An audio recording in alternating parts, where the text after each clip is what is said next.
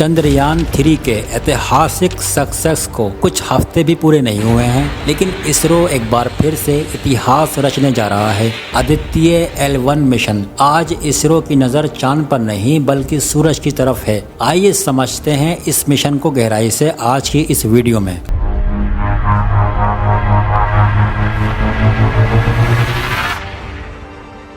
Aditya L1 India का पहला mission है जो स्पेसिफिकली सूरज को स्टडी करेगा। लेकिन जैसे चंद्रयान चांद पर लैंड किया था, वैसे आदित्य सूरज पर लैंड नहीं करेगा बल्कि दूर से ही सूरज को जांचेगा। इनफैक्ट ये स्पेस क्राफ्ट धरती के ज्यादा करीब होगा सूरज से मिशन के द्वारा।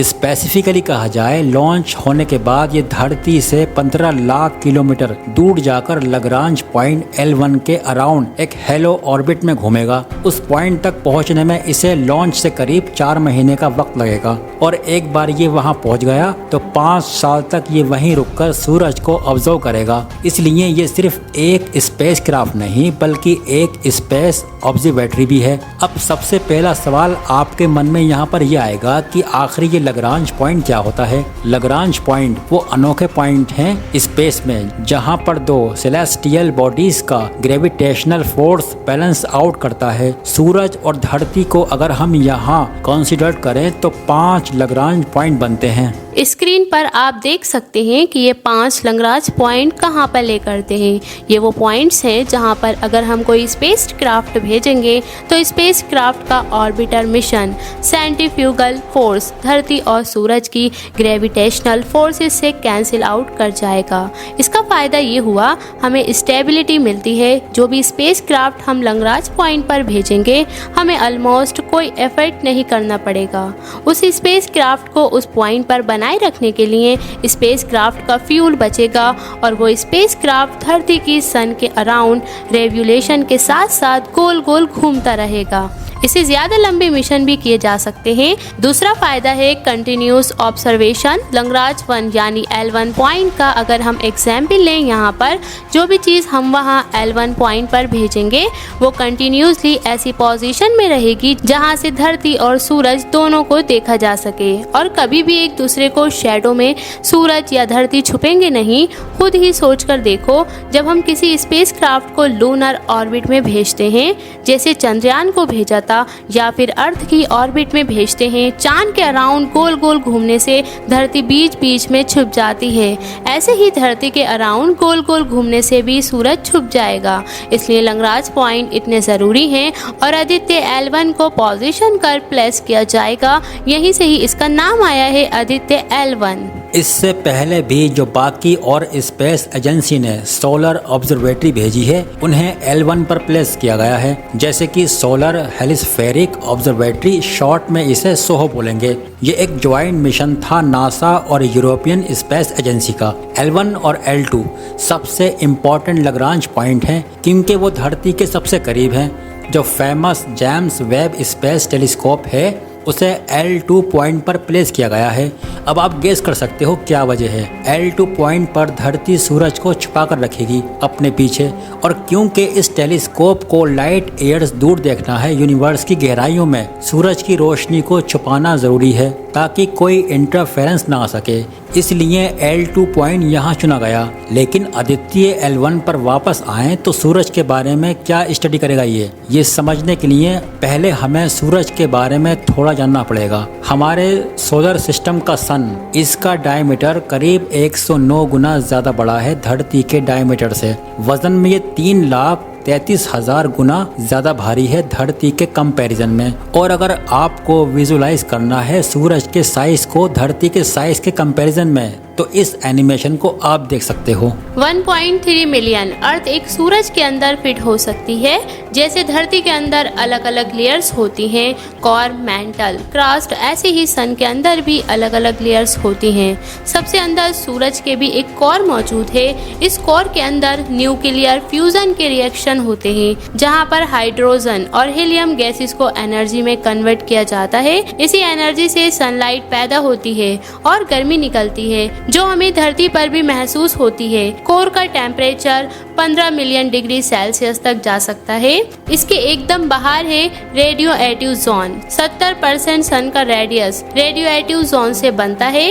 फिर आती है कॉन्वेक्टिव जोन। अप्रोक्सीमेटली 30% सन का रेडियस यहाँ एनर्जी ट्रांसफर कनेक्शन के थ्रू होता है, इसलिए इसको ये नाम दिया गया है। इसके बाद आता है सन का सरफेस, जिसे हमने नाम दिया है फोटोस्फीयर। इवेंट तो हम इसे सरफेस कहते हैं, लेकिन असलियत में सन का कोई वैसा सरफेस नहीं होता है जैसे धरती का सरफेस होता है, क्योंकि वहाँ सिर्फ गर्म गैसेस और प्लाज्मा मौजूद है। तो इसे सूरज की एटमॉस्फेयर की लोवेस्ट लेयर भी कहा जाता है। यहाँ पर तापमान काफी हद तक ठंडा हो जाता है, 5500 डिग्री सेल्सियस। इसके ऊपर आती है क्रोमोस्फीयर की लेयर, जहाँ पर तापमान बढ़ने लगता है। 6000 डिग्री सेल्सियस से शुरू होता है और वो और ऊपर तक पहुँचते पहुँचते 20,000 डिग्री सेल्सियस तक हो जाता है। फिर एक पतली सी लेयर है ट्रांजिशन रीजन नाम से, और उसके बाद सन की सबसे आउटर मोस्ट लेयर आती है, जिसे कोरोना कहा जाता है। इस वाले कोरोना का उस कोरोना वायरस से कुछ भी लेना देना नहीं है। कोरोना की लेयर में बहुत गर्म प्लाज्मा मौजूद होता है, 1 to 3 मिलियन डिग्री सेल्सियस। एक सवाल आपके मन में ये आएगा कि आखिर क्या वजह है कि सूरज का कोर इतना गर्म है, लेकिन सरफेस ठंडा हो जाता है और फिर कोरोना वाली लेयर फिर से इतनी गर्म हो जाती है। ये सवाल अभी भी एक मिस्ट्री है साइंटिस्ट के लिए। हो सकता है आदित्य L1 का स्पेस मिशन यहाँ पर कुछ राज खोलेगा। साइंटिस्ट ने अपनी अलग अलग थ्योरीज बनाई हैं इसके पीछे रीजनिंग को लेकर, लेकिन फॉर श्योर कोई भी अभी तक नहीं जानता कि एग्जैक्ट रीजन क्या है। जब हम सूरज को धरती से देखते हैं तो यूजुअली हमें फोटोस्फीयर की लेयर दिखती है, लेकिन जब सोलर एक्लिप्स होता है तो एक रेडिश ग्लो हमें दिखता है। सोलर एक्लिप्स के अराउंड तो वो क्रोमोस्फीयर की लेयर होती है और टोटल सोलर एक्लिप्स में वो लेयर भी छुप जाती है और सिर्फ कोरोना की लेयर दिखती है। बहुत ही फेंट सा एक हेलो टाइप का बन जाता है सन के अराउंड। आदित्य L1 का मिशन है सन के ऊपर की 3 लेयर्स को स्टडी करना, फोटोस्फीयर, क्रोमोस्फीयर और कोरोना।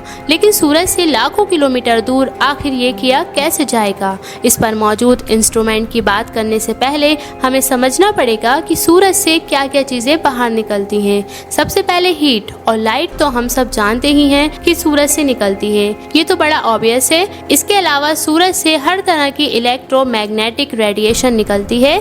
इसमें ना सिर्फ हमारी विजिबल लाइट जो हमें आंखों से दिखती है, बल्कि अल्ट्रावायलेट रेडिएशन UV रेज, जिसकी वजह से स्किन कैंसर हो सकता है, infrared radiation, radio waves, x-rays, gamma raise.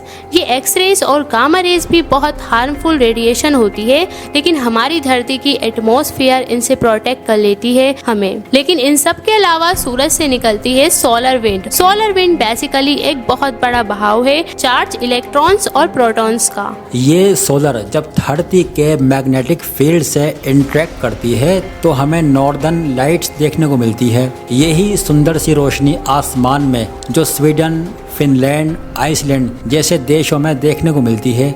इसके अलावा सूरज से निकलते हैं कोरोनल मास इंजेक्शन CMES। ये सोलर विंड और मैग्नेटिक फील्ड के बहुत बड़े बर्ड्स होते हैं। फिर निकलते हैं सूरज से कभी कभार सोलर फ्लेयर्स, जो लाइट और एनर्जी के बड़े इंटेंस फ्लैशेस होते हैं। कई साइंस फिक्शन फिल्मों में अक्सर सोलर फ्लेयर्स का मेंशन किया जाता है, जैसे कि 2012 या नोविंग जैसी फिल्में हैं, जिनमें एक भयंकर सोलर फ्लेयर निकलता है जिसकी वजह से पूरी दुनिया खत्म हो जाती है। अभी इन्हीं सब चीजों को मेजर करने के लिए आदित्य L1 पर 7 इंस्ट्रूमेंट लगे हैं, जिन्हें 7 पेलोड्स कह सकते हो। पहला visible emission line coronagraph, short में VELC, ये कोरोना लेयर को स्टडी करेगा और कोरोनल मास इंजेक्शन को ऑब्जर्व करेगा।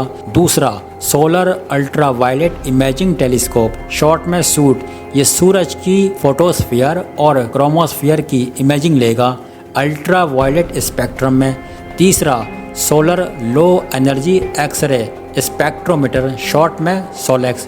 और चौथा high energy L1 orbiting x-ray spectrometer, short में इसे हेलोक्स, ये दोनों सूरज से निकली एक्स रेज को स्टडी करेगा, स्पेसिकली सोलर फ्लेयर्स में जो एक्स रेज निकलती हैं। 5वां अद्वितीय solar wind particle experiment, short में एस्पेक्स। और छठा plasma analyser package for Aditya, short में पापा। ये दोनों सोलर विंड को स्टडी करेंगे। आखिरी पेलोड है मैग्नेटोमीटर मग, जिसका काम है मैग्नेटिक फील्ड को मेजर करना, वो मैग्नेटिक फील्ड जो इस L1 पॉइंट पर आ रही है। तो इन 7 में से 4 पेलोड डायरेक्टली सूरज को स्टडी करेंगे और बाकी 3 पेलोड उस L1 पॉइंट्स के आसपास मेजरमेंट्स लेंगे। ये चीज आप अब समझ ही गए होंगे कि धरती से बाहर निकलना जरूरी है इन मेजरमेंट को लेने के लिए, क्योंकि धरती की एटमॉस्फेयर बहुत सारी रेडिएशन, एक्सरे और अलग अलग चीजों को धरती के अंदर आने से रोकती है, जो कि इंसानों के लिए अच्छा है, लेकिन एक्चुअली में स्टडी करने के लिए अच्छा नहीं है।